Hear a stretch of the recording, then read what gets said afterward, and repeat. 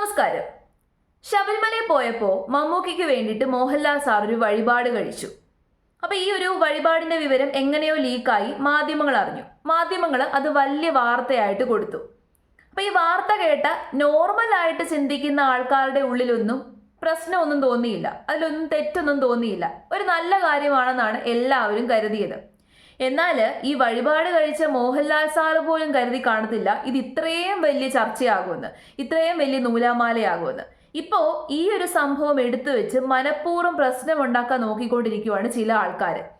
അത് അറിഞ്ഞപ്പോൾ തൊട്ട് ചില ആൾക്കാരുടെ കുരു പൊട്ടിയതാണ്. ഇപ്പം ഇങ്ങനെ ചൊറിഞ്ഞുകൊണ്ടിരിക്കുകയാണ്. അതെന്തോ വലിയ തെറ്റാണ്, എന്തോ ഒരു മഹാ അപരാധമാണ് ചെയ്തത് എന്ന് വരുത്തി തീർക്കണം. അപ്പോൾ അതിലൊരാളാണ് ഞാൻ കാണിച്ചിരിക്കുന്ന ഈ വ്യക്തി. ഇദ്ദേഹത്തിന്റെ പേര് ഒ അബ്ദുള്ള. ഒരു മുതിർന്ന മാധ്യമപ്രവർത്തകനാണ്, ജേർണലിസ്റ്റ് ആണെന്നാണ് ഇദ്ദേഹം സ്വയം വിശേഷിപ്പിക്കുന്നത്. പക്ഷെ ഇദ്ദേഹത്തിന്റെ പ്രവൃത്തി കണ്ടിട്ട് എനിക്ക് അങ്ങനെയൊന്നും തോന്നുന്നില്ല. ഇത്രയും പ്രായമുണ്ട്, ഇത്രയും എക്സ്പീരിയൻസ് ഉണ്ട്. മുതിർന്ന ഒരു മാധ്യമപ്രവർത്തകന്റെ ഭാഗത്തു നിന്നുണ്ടാകേണ്ട ഒരു കാര്യമല്ല പുള്ളിയുടെ ഭാഗത്തു നിന്നുണ്ടാകുന്നത്. അപ്പൊ പുള്ളി ഇതിനെ ചൂണ്ടിക്കാണിച്ചുകൊണ്ട് ഒരു പോസ്റ്റ് അങ്ങിട്ടു ഫേസ്ബുക്കിൽ. പക്ഷെ ഈ പോസ്റ്റ് കയറി അങ്ങ് വൈറലായി വിവാദമായതോടുകൂടിയിട്ട് പുള്ളിക്കാരൻ ആ പോസ്റ്റ് ഡിലീറ്റ് ചെയ്തു, പോസ്റ്റ് മുക്കിയിട്ടുണ്ട്. എന്നാലും ബാക്കിയുള്ള ആൾക്കാരെല്ലാം പോസ്റ്റ് കിട്ടുമല്ലോ. അപ്പോൾ പുള്ളി ഇട്ട പോസ്റ്റ് എന്താന്ന് ചോദിച്ചു കഴിഞ്ഞാൽ പുള്ളി അതിനകത്ത് പറഞ്ഞേക്കുന്നത് ഇങ്ങനെയാണ്: ഈ ഒരു കാര്യം മമ്മൂക്കയുടെ അറിവോടുകൂടി അല്ല എന്നുണ്ടെങ്കിൽ പ്രശ്നമില്ല, അതല്ല മമ്മൂക്കയുടെ അറിവോടുകൂടിയാണെന്നുണ്ടെങ്കിൽ, മമ്മൂട്ടിയുടെ ഭാഗത്തുനിന്ന് ഇങ്ങനൊരു കാര്യം ഞാൻ പ്രതീക്ഷിച്ചില്ല, ഇത് ഭയങ്കര മോശമായിപ്പോയി. എന്താ ഇത് മമ്മൂക്ക? വിശ്വാസികളോട് ഇങ്ങനൊരു ചതി കാണിക്കാൻ പാടില്ലായിരുന്നു. മുസ്ലിങ്ങളോട് മമ്മൂക്ക ഉത്തരം പറയണം, മുസ്ലിം സമൂഹത്തോട് മമ്മൂക്ക മാപ്പ് പറയണം. ഇത് മഹാ അപരാധമാണ് കാണിച്ചത്, വലിയ തെറ്റ്, ഒരിക്കലും പൊറുക്കാൻ പറ്റാത്ത വലിയ തെറ്റാണ് മമ്മൂക്ക കാണിച്ചത്. മമ്മൂക്ക എന്തിനാണ് മോഹൻലാലിനോട് പറഞ്ഞത് എനിക്ക് എൻ്റെ പേരിൽ വഴിപാട് കഴിക്കാൻ? അങ്ങനെ മമ്മൂക്ക അറിഞ്ഞുകൊണ്ടാണ് ഇത് ചെയ്തത് എന്നുണ്ടെങ്കിൽ മറ്റുള്ള പണ്ഡിതന്മാർ ഈ കാര്യത്തിൽ ഇടപെടണം. ഇടപെട്ടിട്ട് മമ്മൂക്കയുടെ ഭാഗത്തു നിന്നുള്ള വിശദീകരണം അവർ ചോദിക്കണം. ഇതാണ് പോസ്റ്റിലെ ഉള്ളടക്കം. എങ്ങനെയുണ്ട്? നല്ലൊരു മനുഷ്യന്റെ ഭാഗത്തു നിന്നുണ്ടാകുന്ന ഒരു പോസ്റ്റ് ആണോ? ശരിക്കും പറഞ്ഞു കഴിഞ്ഞാൽ അതിനകത്ത് വിശദീകരണത്തിന്റെ ആവശ്യമുണ്ടോ? ഇനി മമ്മൂക്കയുടെ അറിവോടുകൂടി ആണെങ്കിൽ പോലും അതിനകത്ത് എന്താണ് ഇത്ര തെറ്റിരിക്കുന്നത്? ഒരു വ്യക്തി ഒരു സുഹൃത്തിന് വേണ്ടിയിട്ട് വഴിപാട് കഴിച്ചു, ഒരു മനുഷ്യൻ മറ്റൊരു മനുഷ്യന് വേണ്ടിയിട്ട് പ്രാർത്ഥിച്ചു, അങ്ങനെ കണ്ടാൽ മതി. ഇന്നത്തെ മമ്മൂക്കയും മോഹൻലാലും ഒന്നുമില്ല. ഒരു മനുഷ്യൻ മറ്റൊരു മനുഷ്യന് വേണ്ടിയിട്ട് പ്രാർത്ഥിച്ചു. ആ മനുഷ്യന്റെ വിശ്വാസങ്ങൾ പ്രകാരമാണ് പ്രാർത്ഥിച്ചത്. ഇതിനകത്ത് എന്താണ് ഇത്ര തെറ്റ്? അതിനെ അങ്ങനെ മാത്രം കണ്ടാൽ പോരെ, മനുഷ്യനായിട്ട് കണ്ടാൽ പോരെ? അതിനകത്ത് ഒരു തെറ്റ് നമുക്ക് കാണാൻ സാധിക്കത്തില്ല.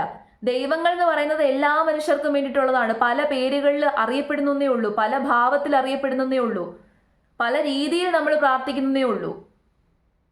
നിസ്കരിച്ചാലോ കൈകൂപ്പി പ്രാർത്ഥിച്ചാലോ രണ്ടും തരുന്ന ഒരു ഫലമാണ്. ഇത് മനസ്സിലാക്കുന്ന ആരും തന്നെ ഇതിനകത്ത് തെറ്റ് കാണില്ല. അപ്പോൾ ഇതിനെക്കുറിച്ചിട്ട് നമ്മുടെ മോഹൻലാൽ സാറിനോട് തമിഴിൽ ഒരു ഇന്റർവ്യൂവിന് ചെന്നപ്പോൾ അവിടെ ഒരു മാധ്യമപ്രവർത്തകൻ ഇങ്ങനെ ഒരു ചോദ്യം ചോദിച്ചു, എന്തിനാണ് ഇങ്ങനെ ഒരു പ്രാർത്ഥന നടത്തിയത് എന്ന്. അപ്പോൾ മോഹൻലാൽ സാറ് അതിനൊരു മറുപടി തരുന്നുണ്ട്. ആ മറുപടിയും കൂടി നമുക്ക് കേൾക്കാം. ആ മറുപടിയോടൊപ്പം തന്നെ മമ്മൂക്കയുടെ ഹെൽത്ത് കണ്ടീഷനെ കുറിച്ചിട്ടും ആ ഒരു മാധ്യമപ്രവർത്തകൻ ചോദിച്ചിട്ടുണ്ടായിരുന്നു. അതിന് രണ്ടിനും മോഹൻലാൽ സാർ ഒരു ഉത്തരം തരുന്നുണ്ട്. നമുക്ക് അതൊന്ന് കേട്ടു നോക്കാം.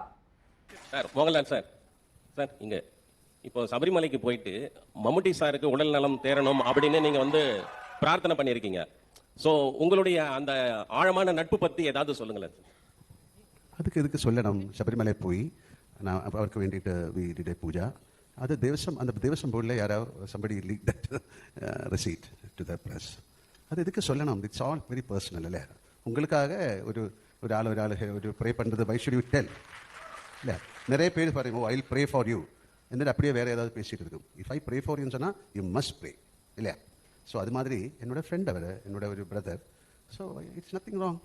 சார், அதே கேள்வியோட கண்டினியூஸ். மம்முட்டி சார் நாங்கள் தமிழ்நாட்டிலையும் நிறைய நாங்கள் கொண்டாடுறோம், இது பண்ணுறோம். மம்முட்டி சாரோட ஹெல்த் பற்றி நிறைய கான்ட்ரவர்சி நிறைய இதாகிட்டு இருக்கு. நீங்கள் ஒரு ஃப்ரெண்டாக இருக்கீங்க, உண்மையிலே அவர் எப்படி இருக்காரு? உங்கள்கிட்ட பேசினாரா? He's fine. அவ்வளோ திஸ் இஸ் அவருக்கு என்னமோ ஒரு சின்ன ஒரு ப்ராப்ளம் இருந்தது, எல்லாருக்கும் இருக்கும், அது மாதிரி தான். Nothing to worry. ഓക്കെ, ഇത് ഇത്ര വലിയ ചർച്ചയാക്കേണ്ട സംഭവമൊന്നുമല്ല, നിസ്സാരമായിട്ടുള്ളൊരു കാര്യമാണ്. ലാലേട്ടൻ പറയുന്നത് ഇതെങ്ങനെയോ ലീക്ക് ആയതാണെന്നാണ്, ആ രസീത് എങ്ങനെയോ ലീക്ക് ആയതാണെന്നാണ്. ദേവസ്വം ബോർഡ് ഇപ്പോൾ ഒരു എക്സ്പ്ലനേഷൻ ഒക്കെ തന്നിട്ടുണ്ട്. അത് ദേവസ്വം ബോർഡിന്റെ ഭാഗത്തുനിന്ന് ലീക്ക് ആയതല്ലെന്നാണ് അവർ പറയുന്നത്. ഇനി ആണെങ്കിൽ തന്നെ, ലീക്ക് ആയെങ്കിൽ തന്നെ എന്താ കുഴപ്പം?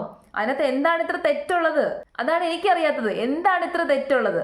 ലാലേട്ടൻ തന്നെ ചോദിക്കുന്നുണ്ട് വാട്ട് ഈസ് റോങ്. അതെ, എന്താണ് ഇതിനകത്ത് ഇത്ര റോങ് ആയിട്ടുള്ള കാര്യം? ശരിക്കും പറഞ്ഞു കഴിഞ്ഞാൽ പണ്ട് കാലത്ത് നമ്മുടെ നാട്ടിലെ മനുഷ്യർ ഇങ്ങനെയാണ് ജീവിച്ചിരുന്നത്, ഒത്തൊരുമയോട് കൂടിയിട്ടാണ് ജീവിച്ചിരുന്നത്. ഒരു അമ്പലത്തിൽ ഉത്സവം വരുമ്പോൾ ആ കരയിലുള്ള എല്ലാവരും അതിനകത്ത് പാർട്ടിസിപ്പേറ്റ് ചെയ്യും. ഒരു പള്ളി പെരുന്നാൾ വരുമ്പോൾ ആ കരയിലുള്ള എല്ലാവരും അവിടേക്ക് പോകും. അങ്ങനെയാണ് നമ്മൾ ജീവിച്ചിരുന്നത്. ഇപ്പോഴാണ് ഈ വേർതിരിവുകളൊക്കെ ഉണ്ടായത്. നമ്മുടെ കേരളം അത്രയും മനോഹരമായിട്ടുള്ളൊരു സ്ഥലമായിരുന്നു. എല്ലാ കാര്യങ്ങളും ഒരേപോലെ മനസ്സിലേറ്റുന്നവരായിരുന്നു കേരളത്തിലുള്ള ജനങ്ങൾ. എല്ലാ ആഘോഷങ്ങളും എല്ലാ കാര്യങ്ങളും നമുക്ക് വലുതാണ്, നമുക്ക് പ്രാധാന്യമുള്ളതായിരുന്നു. ആ സ്ഥലത്ത് ഇങ്ങനെ വേർതിരിവുകൾ സൃഷ്ടിക്കുന്നത് എന്തിനാണെന്നാണ് എനിക്ക് മനസ്സിലാവാത്തത്. ഇതിനകത്ത് ഇത്ര വലിയ സംഭവമാക്കേണ്ട കാര്യമൊന്നുമില്ല, ഇത്ര വലിയ പെരുപ്പിച്ച് കാണിക്കേണ്ട കാര്യമൊന്നുമില്ല. ഇതൊരു മഹാ അപരാധമാണ്. എന്ത് അപരാധം? ദൈവത്തെ വിളിക്കുന്നത് എങ്ങനെയാണ് അപരാധമാവുന്നത്? ദൈവത്തെ പ്രാർത്ഥിക്കുന്നത് എങ്ങനെയാണ് അപരാധമാകുന്നത്? ശരിക്കും മതങ്ങൾ പറഞ്ഞ് പഠിപ്പിക്കേണ്ടത് എങ്ങനെയാണെന്ന് അറിയാമോ? എല്ലാ ദൈവങ്ങളും ഒരുപോലെയാണ്. നമ്മളിപ്പോൾ എങ്ങനെ ദൈവത്തെ വിളിച്ചു കഴിഞ്ഞാലും നല്ല മനസ്സോടുകൂടി നമ്മൾ ദൈവത്തെ വിളിക്കുകയാണെന്നുണ്ടെങ്കിൽ, പോസിറ്റീവായിട്ടുള്ള ചിന്താഗതി വെച്ചിട്ടാണ് നമ്മൾ പ്രാർത്ഥിക്കുന്നത് എന്നുണ്ടെങ്കിൽ ആ പ്രാർത്ഥനയ്ക്ക് ഫലമുണ്ടാകും. അല്ലാതെ നെഗറ്റീവായിട്ട് പ്രാർത്ഥിച്ചു കഴിഞ്ഞാൽ ആ പ്രാർത്ഥനയ്ക്ക് ഒരിക്കലും ഫലം ഉണ്ടാകത്തില്ല. അത് മാത്രമേ ഉള്ളൂ. ഇതിൻ്റെയൊക്കെ പുറകിലൊരു തിയറി ഉണ്ട്, ഓരോ പ്രിൻസിപ്പിളുണ്ട്. ശരിക്കും നമ്മൾ ഈ ചെയ്യുന്ന ആചാരങ്ങളുടെയും അനുഷ്ഠാനങ്ങളുടെയും ഒക്കെ പുറകിൽ ഓരോ സയന്റിഫിക് ആയിട്ടുള്ള റീസൺ കാണാൻ സാധിക്കും. ഇവനിപ്പോൾ മുസ്ലിങ്ങൾ ഫാസ്റ്റിംഗ് ചെയ്യുന്നുണ്ട്, നോമ്പ് നോക്കുന്നുണ്ട്. ഈ നോമ്പിന് പോലും ഒരു സയന്റിഫിക് റീസൺ ഉണ്ട്. നമ്മുടെ ശരീരത്തിനെയും മനസ്സിനെയും സ്ട്രോങ് ആക്കുന്ന, ഹെൽത്തി ആക്കി മാറ്റാൻ പറ്റുന്ന രീതിയിലുള്ളൊരു സയന്റിഫിക് റീസൺ ഉണ്ട്. എല്ലാ കാര്യങ്ങളുടെ പുറകിലും അങ്ങനത്തെ സയന്റിഫിക് റീസൺ ഉണ്ട്. അശാസ്ത്രീയമായിട്ടുള്ള കാര്യങ്ങൾ നമ്മൾ ചെയ്യാൻ പാടില്ലെന്നേ ഉള്ളൂ. ഒരു മനുഷ്യൻ ആ മനുഷ്യന്റെ സുഹൃത്തിന് വേണ്ടിയിട്ട് ആ മനുഷ്യൻ വിശ്വസിക്കുന്ന ദൈവത്തോട് പ്രാർത്ഥിച്ചു, വഴിപാട് കഴിച്ചോ പ്രാർത്ഥിച്ചുവോ ചെയ്തു.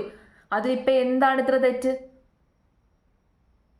ഇങ്ങനെ ഇടുങ്ങിപ്പോകാതിരിക്കുക, മനസ്സിനെ ഇങ്ങനെ ചെറുതാക്കാതിരിക്കുക.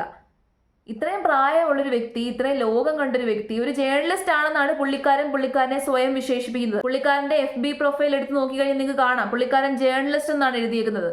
ഒരു ജേർണലിസ്റ്റിന്റെ സ്വഭാവമാണ് ഈ കാണിച്ചുകൊണ്ടിരിക്കുന്നത്. ഒരു ജേർണലിസ്റ്റ് ചെയ്യേണ്ട പ്രവൃത്തിയാണോ ഇങ്ങനെ കാണിച്ചുകൊണ്ടിരിക്കുന്നത്? ഈ നാട്ടിൽ എന്തൊക്കെ കാര്യങ്ങളുണ്ട് പ്രതികരിക്കാനുള്ളത്?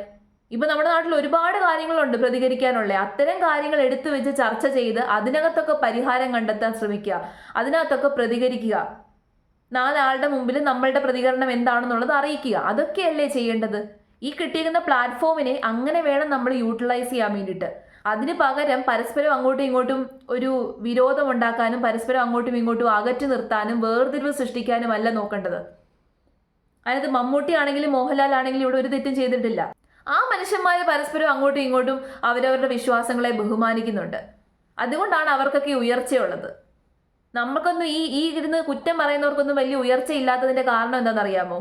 ഇതൊക്കെ തന്നെ. നിങ്ങൾക്കൊക്കെ ഈ കുറ്റം പറയാനേ അറിയത്തുള്ളൂ, അനാവശ്യമായിട്ടുള്ള പ്രശ്നങ്ങൾ സൃഷ്ടിക്കാനേ അറിയത്തുള്ളൂ. പക്ഷേ ഈ മമ്മൂക്കി ആണെങ്കിലും മോഹൻലാൽ ആണെങ്കിലും അവരൊക്കെ ഇത്രയും വലിയ നിലയിലെത്തിയത് എന്തുകൊണ്ടാണെന്ന് അറിയാമോ? അവരാരെയും കുറ്റം പറയാറില്ല. അവർ പരസ്പരം അങ്ങോട്ടും ഇങ്ങോട്ടും ബഹുമാനിക്കാറുണ്ട്, പരസ്പരം അങ്ങോട്ടും ഇങ്ങോട്ടും വിശ്വാസങ്ങളെ ബഹുമാനിക്കുന്നുണ്ട്. അവർ വന്നിച്ചില്ലെങ്കിലും നിന്ദിക്കാൻ പോകാറില്ല. അതുകൊണ്ടൊക്കെയാണ് അവർ ഇത്രയും മഹാന്മാരായി മാറിയത്.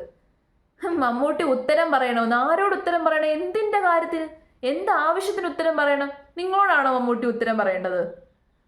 പിന്നെ പണ്ഡിതന്മാർ ഇടപെടണമെന്ന്. നല്ല അറിവും പഠിപ്പും വിവരവുമുള്ള ഒരു പണ്ഡിതന്മാരും ഈ കാര്യത്തിൽ ഇടപെടാൻ പോകത്തില്ല. വിവരമില്ലാത്തവരൊക്കെ ഇടപെടും. വിവരമില്ലാത്തവരൊക്കെ ഇതിനെ വലിയൊരു തെറ്റാണെന്നൊക്കെ പറഞ്ഞിട്ട് ചൂണ്ടിക്കാണിക്കും. പക്ഷെ ഇതിനകത്ത് ഒരു തെറ്റുമില്ല. അതാണ് യാഥാർത്ഥ്യം, അതാണ് സത്യം.